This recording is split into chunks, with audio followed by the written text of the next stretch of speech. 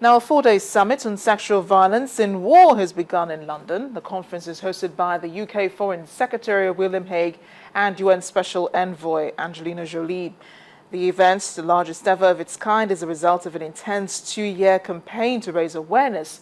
Mr. Hague said rape was one of the great mass crimes of modern times.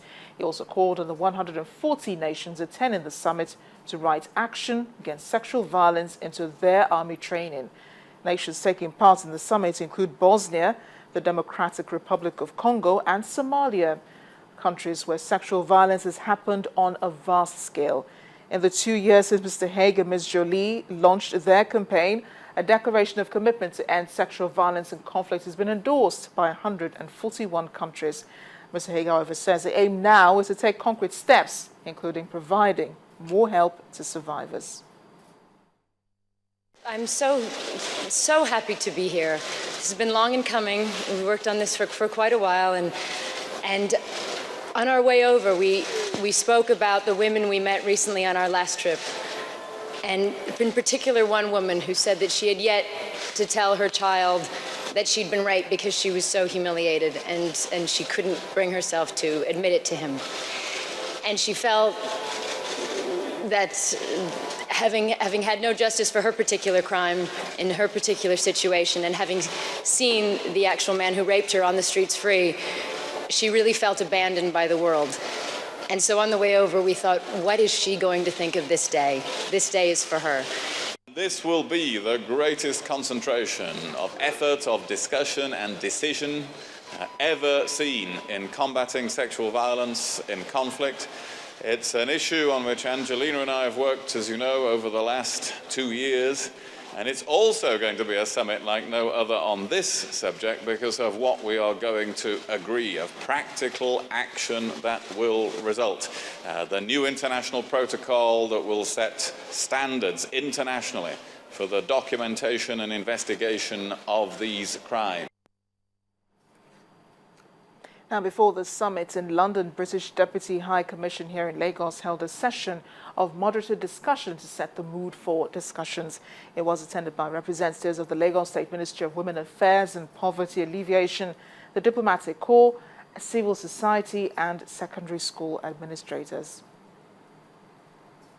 Is just a representation of what discussions will look like this week when over 1,200 delegates, including government officials, representatives from international organizations and civil society organizations gather in London. The summit will identify specific actions by the international community in 4 areas: improving accountability at the national and international level, including through increased documentation and investigations, providing greater support and protection to survivors of sexual violence, to ensure that sexual and gender-based violence responses and the promotion of gender equality are fully integrated in all peace and security efforts. A panel of discussants give their perspective on the issues, with some familiar information on the situation in the country. It's the issue of incest. These children are now coming out through sensitization, particularly in the secondary schools. The incest. Last year, I think we had about 3 children. Their father impregnated them, so we had to remove them and kept them with us. We simply don't have a memory of sexual violation in this country. And that is why when my friend became the Attorney General of Ekiti State, Olawale Fagbemida, I challenged him. I worked in this sector for a long time, but we don't have a documentation. So the first thing he did in Ekiti State was to open the register of sexual offenders. And you'll be surprised that within 3 months, that register was populated with more than 500 names. As common when issues like these are discussed, more women show up than men. The women want more male involvement, especially in religious circles. How much of sex education do the pastor who is counseling people about sexual issues understand? So those are issues, not just the spiritual well-being, but also on the social life of the people.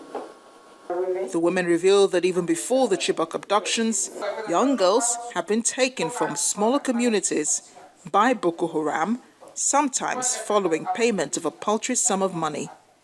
They say all forms of sexual violence must stop, as the time to act is now. We'll be monitoring the discussions for you from London. And that's The World Today. Thanks for watching. I am Amarachi Obani. Do stay tuned. Sports News is up next.